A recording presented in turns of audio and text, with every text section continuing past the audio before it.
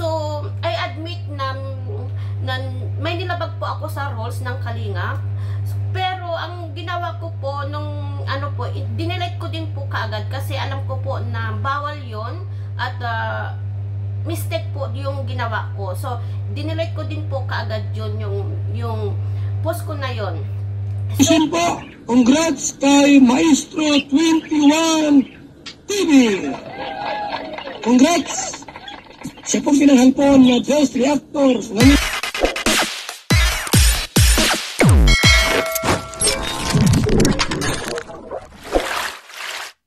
Okay guys, isang mapagpalang umaga, tanghali, gabi po sa inyo lahat. Sana po ang lahat ay nasa mabuting kalagayan at nasa ligtas na kapahamakan. Sana po kayo dako ng mundo naroroon.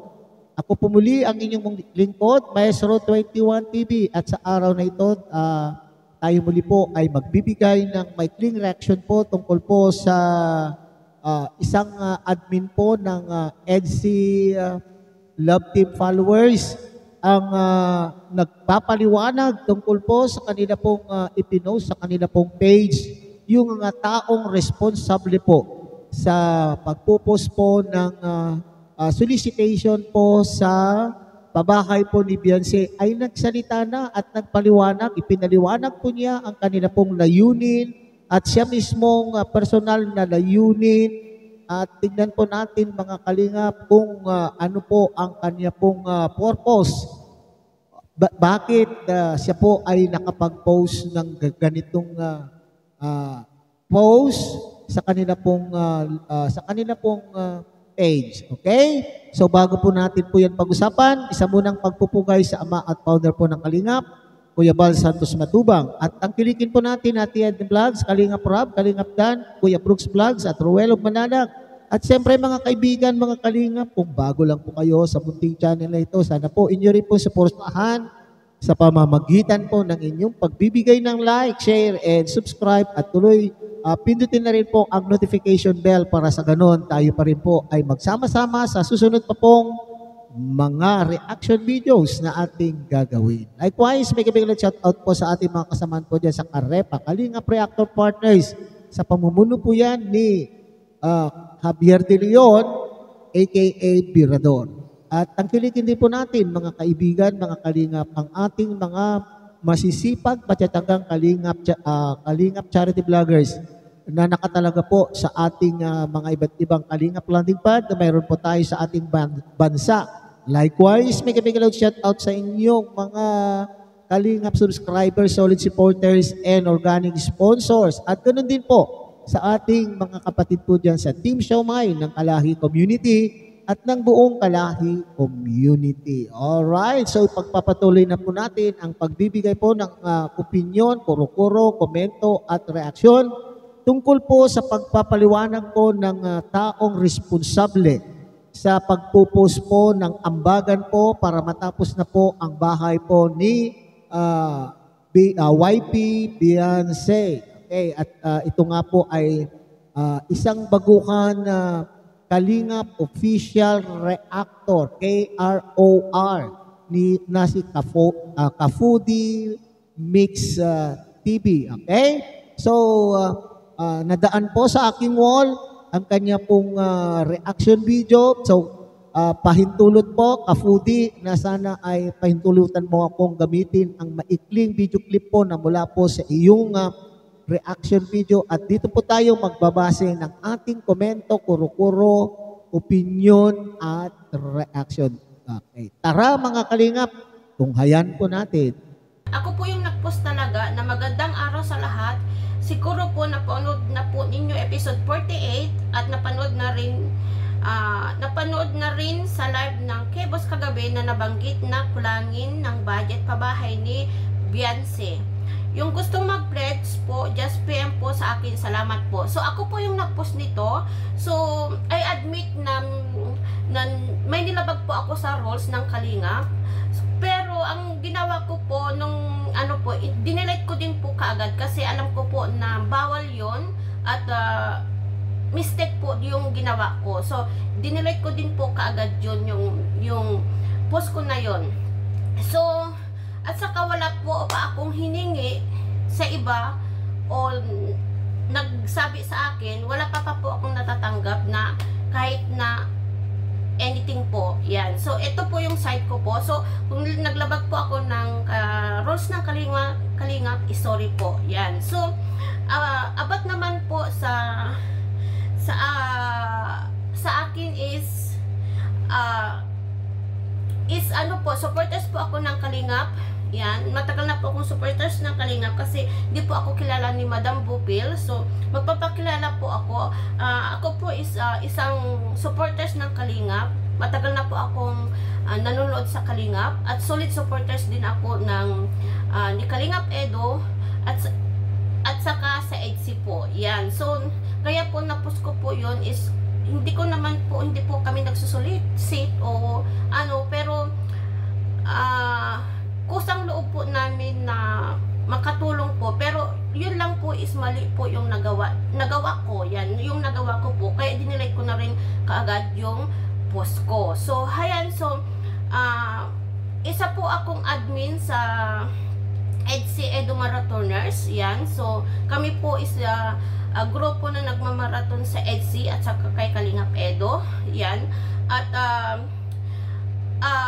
at the same time po is isang buwan po na po akong members ng KRRSG. So nilagay po ako sa Kalingap Official Reactor po. Yan. So baguhan po lang po ako, kaya sometimes is may nagawa po akong labag sa Kalingap rules.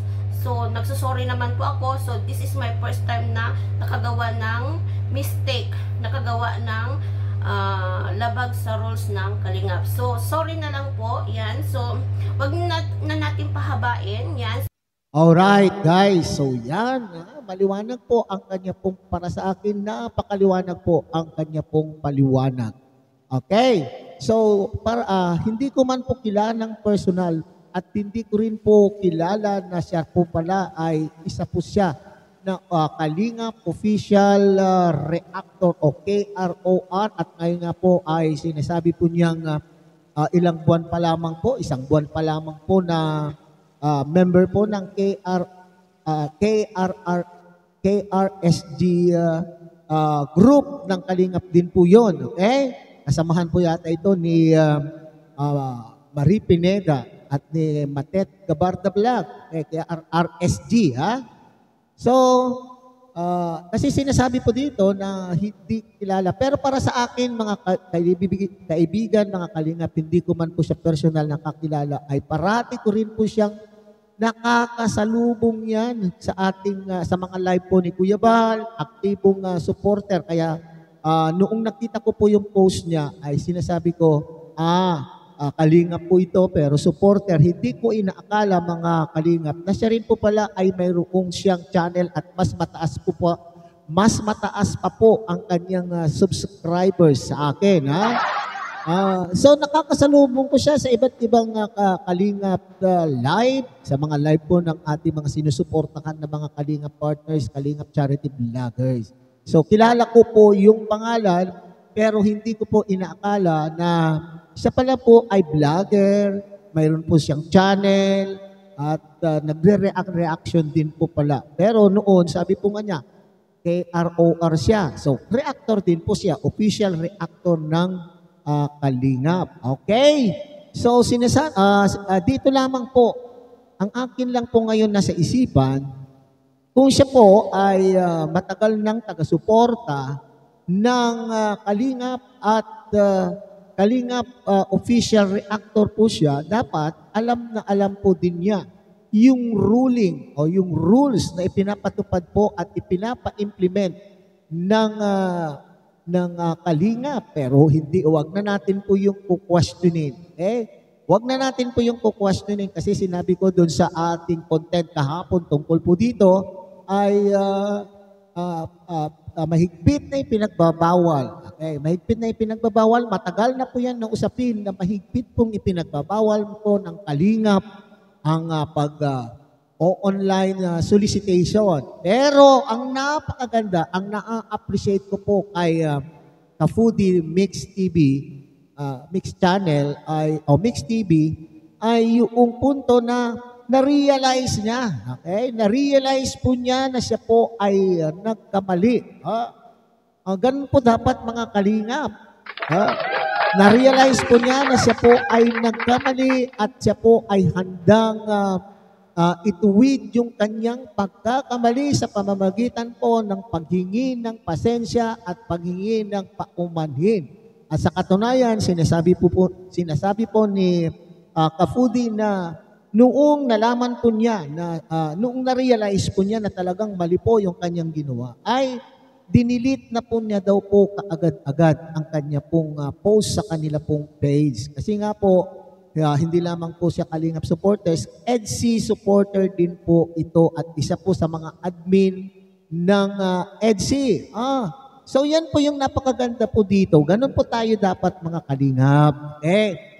Kung tayo man po ay nagkamali, huwag po tayong mag-aatubili, huwag po tayong matakot na tanggapin o aminin ang ating pagkakamali at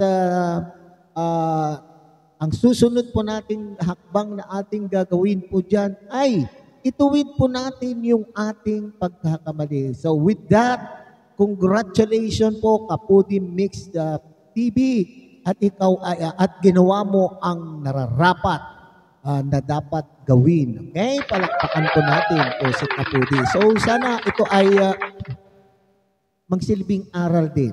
Okay. Magsilbing aral din po sa lahat na kapag tayo po ay nagkakamali, huwag na natin pong ipangatwiranan pa. Halatang halata naman po na tayo po ay nagkamali. Alam na alam po ninyo sa sarili po ninyo na tayo po ay nagkamali, ay ipangangatwiran po natin. Okay, magpagumbaba tayo at aminin ang pagkakasala at ayusin kung anuman ang iyong ang pagkakamali na yan. Okay? So all is well and that ends well. Okay?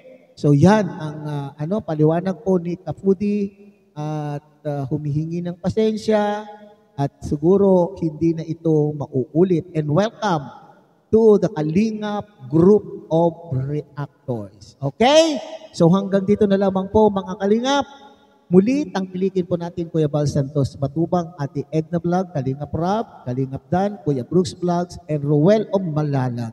At siyempre, pinakikiusapan po rin po kayo na sana po tangkilikin po ang munting channel na ito sa pamamagitan po ng inyong pagbibigay ng like, share, and subscribe at tuloy pindutin na rin po ang notification bell upang sa kayo ganun po ay ma-update po kayo sa anumang reaction videos na ating gagawin kung nagustuhan po ninyo ang ating pagbibigay ng reaksyon sa mga issue na nakapaligid po sa ating community, ang Kalingap community.